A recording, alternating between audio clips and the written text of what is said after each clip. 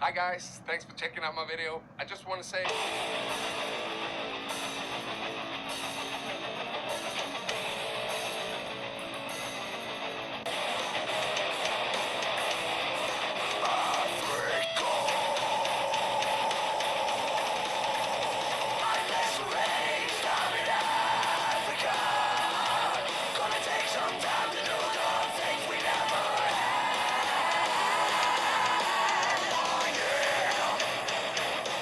Alright guys, we're going to look into the race and slavery in the Middle East, a historical inquiry by Bernard Luris.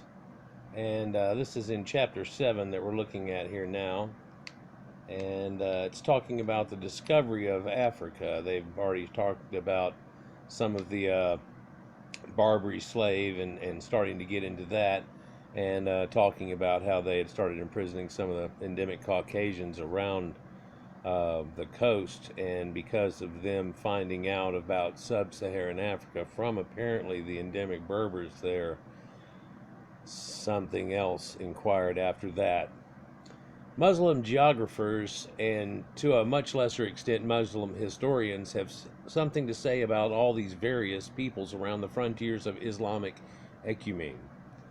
About Western Europe, remote and in their perspectives unimportant, they knew little and cared less, and it was not until Ottoman times that Muslim writers began to pay some attention to European peoples and states. Even then, it was very little. Medieval Muslim writers rather more to say about the Slavic and Turkic peoples in the Eurasian steppes, and immediately to the north, islands of them, and people to the north like Proto-Indo-Europeans. But it was with Black Africa that the Muslim lands, from Morocco across to Arabia, developed the closest and most intimate relations. In the earliest Arabic references, Black Africans are either Habash or Sudan, the former designation the Ethiopians and the immediate neighbors of the Horn of Africa. The later an Arabic word meaning black, denoting blacks in general, and sometimes included Ethiopians because of admix, but not Egyptians, or Berbers, or other peoples north of the Sahara, who were always endemic Caucasians. Later, after the Arab expansion into Africa, other and more specific terms are added, to the commonest being Nuba, Beja, and Zanj. Nuba, from Nubia, usually designates the Nilotic and sometimes also the Hamitic peoples of south of Egypt, and admixed Negroid types. Others are Caucasians still at this point. That is, roughly in the present area of the Republic of Sudan. The Beja were nomadic tribes between the Nile and the Red Sea. Zanj, a word disputed origins, usually specifically of the used specifically of the Bantu-speaking peoples in East Africa, south of the Ethiopians, and sometimes more loosely of Black Africans in general. So apparently this was after the late Bantu expansion, and they had come over and hit the Nile. The term Bilad al-Sudan means land of the blacks. It is applied in classic Arabic usage to the whole area of Black Africa south of the Sahara. So they're denoting that, black people are all south of the Sahara. From the Nile to the Atlantic, and including such West African black states as Ghana and Songhai, sometimes it is even extended to the countries of South and Southeast Asia inhabited by relatively dark-skinned people. So yeah, not knowing the difference, we also said that the islander people and maybe even South India were like mulatto types, and Australia was also like them, but quickly we saw a difference, and genetics shows us that they're not really related. Some authors distinguish carefully between the different groups of Black Africans. Others tend to lump them together under the general heading of Sudan, or blacks. The Zanj are the least respected, the Ethiopians the most, which were admixed, and through those same people. The Nuba and Beja occupy an intermediate position. Some geographical writers distinguish between different African races on grounds of color, noting that some, such as the Ethiopians, are of lighter complexion, others, such as the Zanj, of darker complexion. Like, well, it's Negroids, the Bantu expansion, so it's people from West Africa finally coming over now.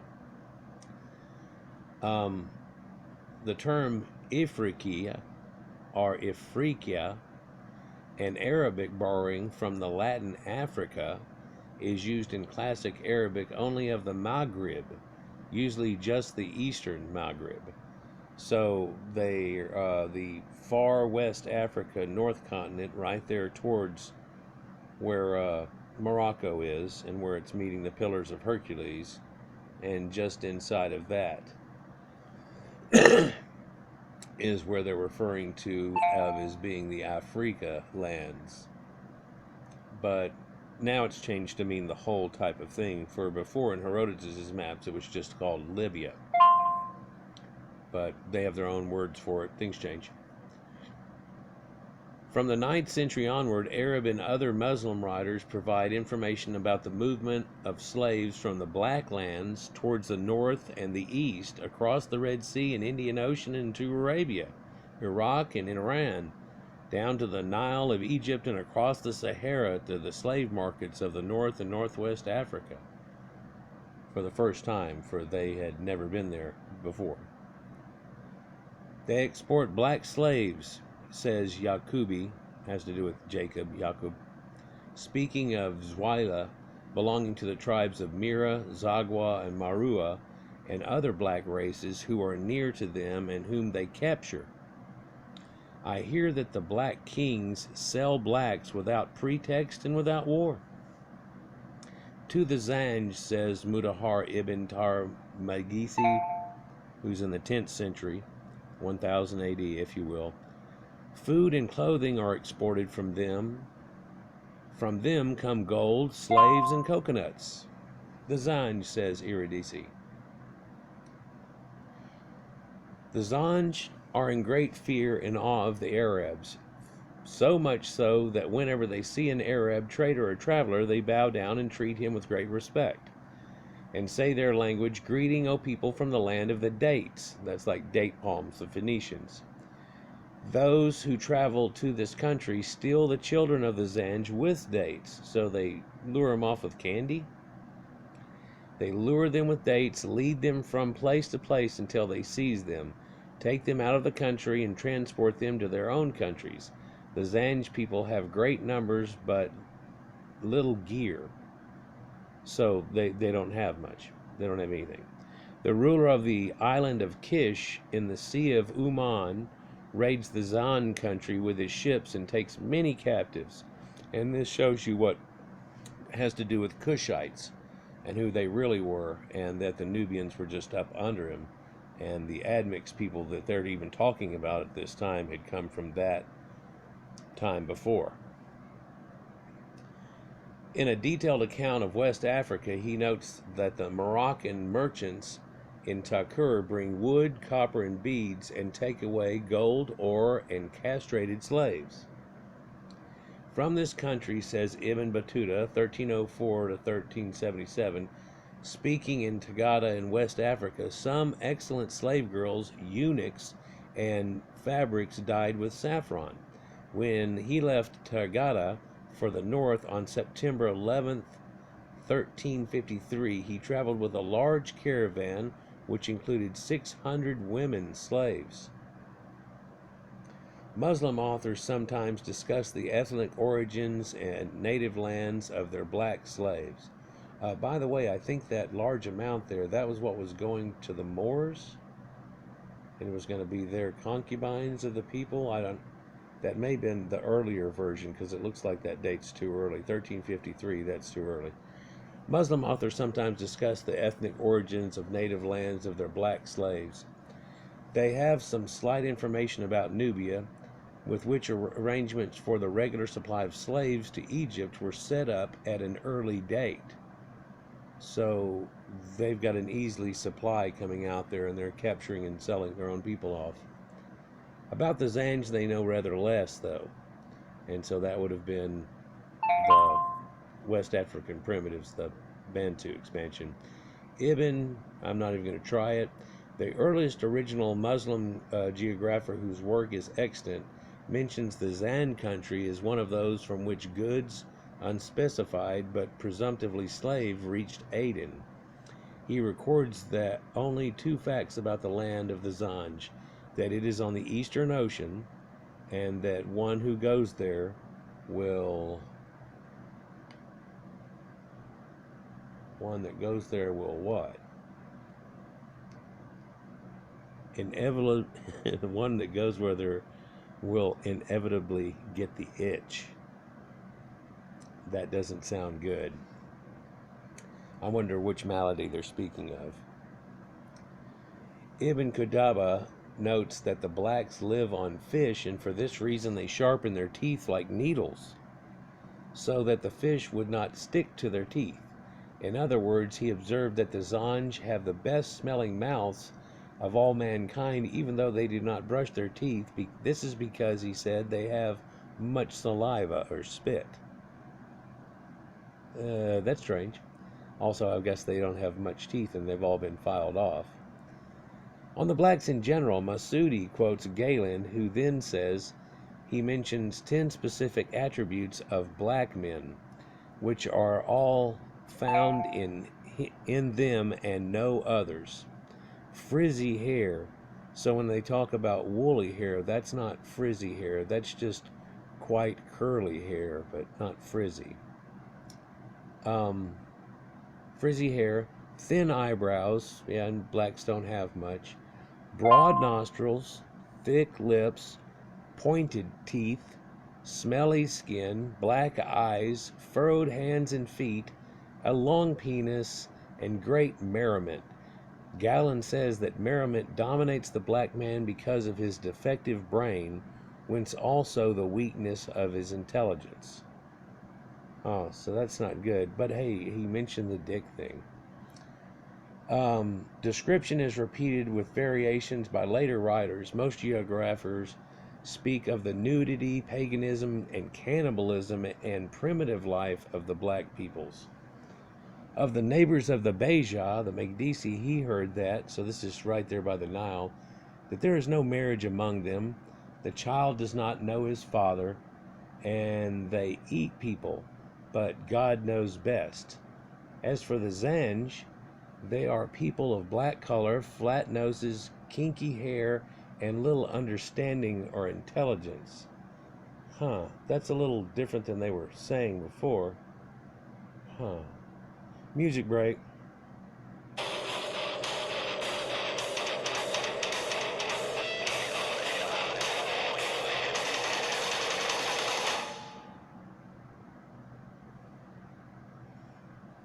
Persian treatise on world geography, written in 982 AD, devotes barely 5 out of 200 pages to the black lands of everything that they were going to say about it. And that's kind of odd that they had only put that much. People are noting that, so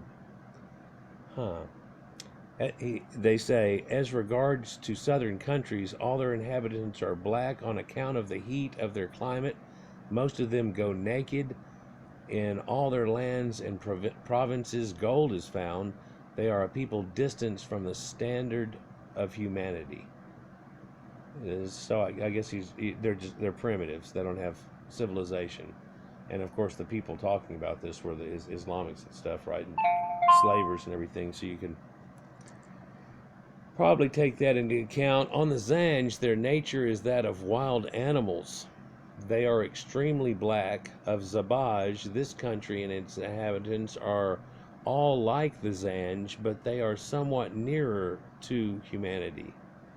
So he's found a tribe that was a little bit more, or there was some admix in them or something. He says about them, most of them go about naked. Egyptian merchants carry their salt, glass, and lead, and sell it to them for the same weight in gold. Oh wow, man, I'd like that gig. Gold for lead? This is alchemy. Oh wow, so there's the philosopher's stone right there. A group of them wanders in this religion of theirs, or in this region of theirs. They don't have the religion of the Caucasian Bible.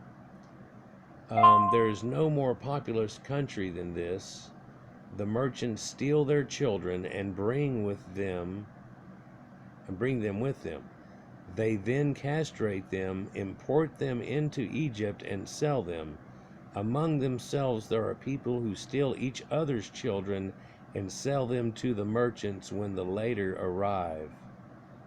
So black people are capturing each other's children and stuff, and wow, this just doesn't sound great, but this is the way it's recorded. So I mean, we just gotta go with it, I guess. And music break.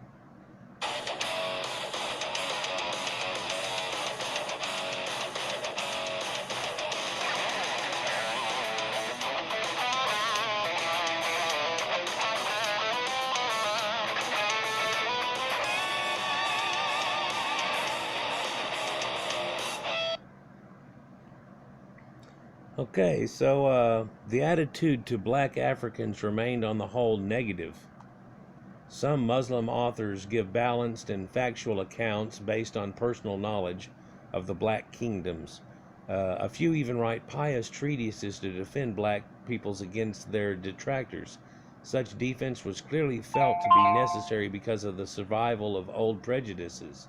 Even the great geographer Disri, in concluding on his account of the first climate, geographical zone, the first area, with some general marks on his inhabitants, repeats the old cliches about furrowed feet.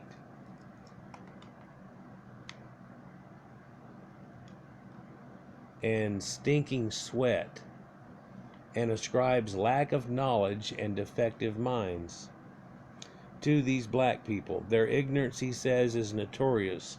Men of learning and distinction are almost unknown among them.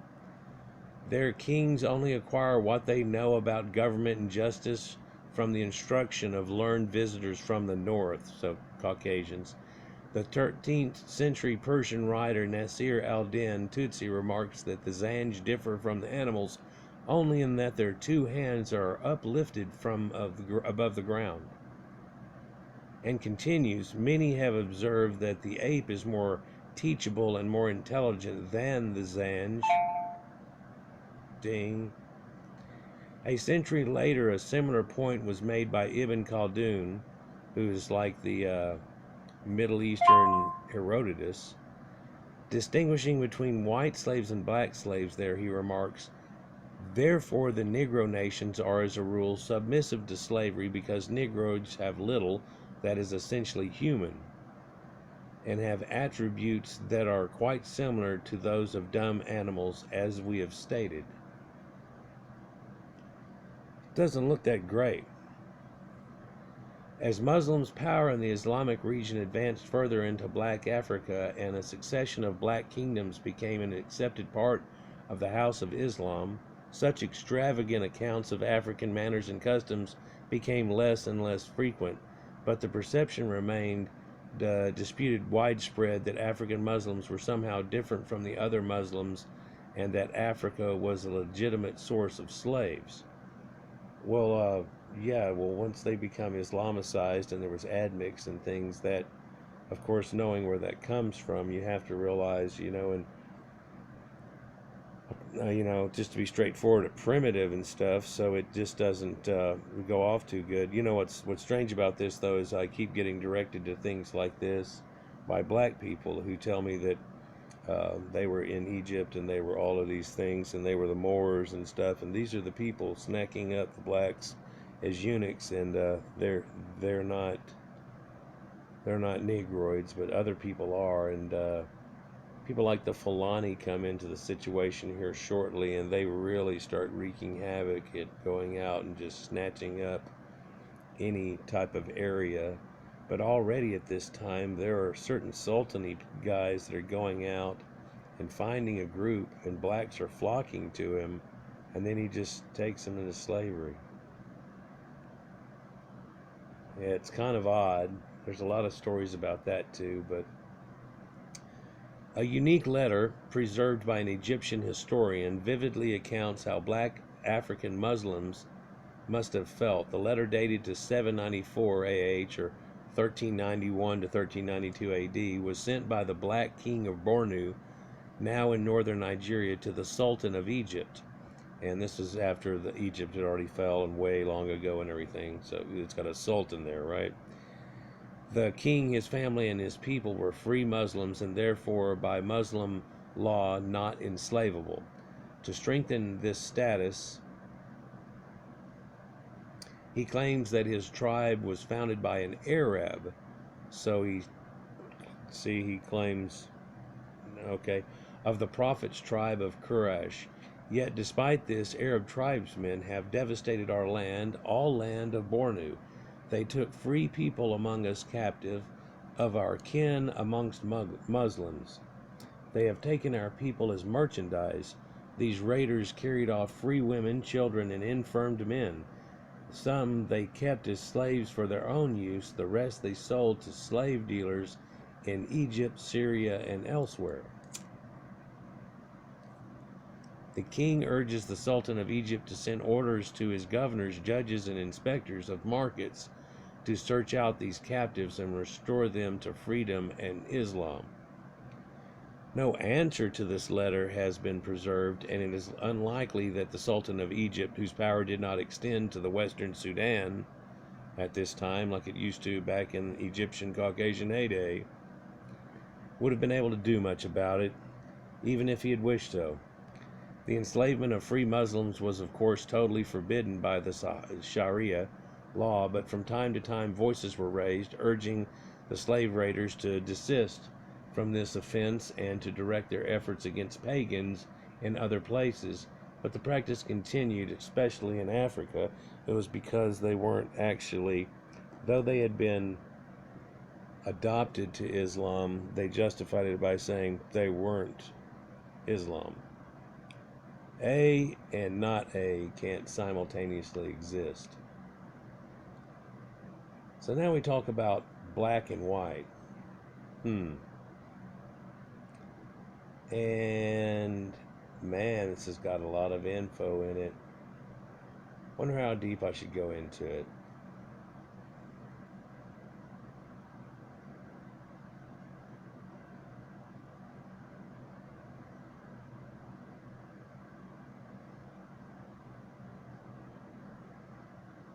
By this time, the great majority of Muslim slaves were either Turks or blacks. Well, guys, I think that's enough of looking at it, really. What their thoughts were, and this gets worse in places and talks more about the things, and I think that's kind of enough. So, well, music outro here about Africa, named by Caucasians and the endemic Caucasians that used to live there all around the Mediterranean at the time.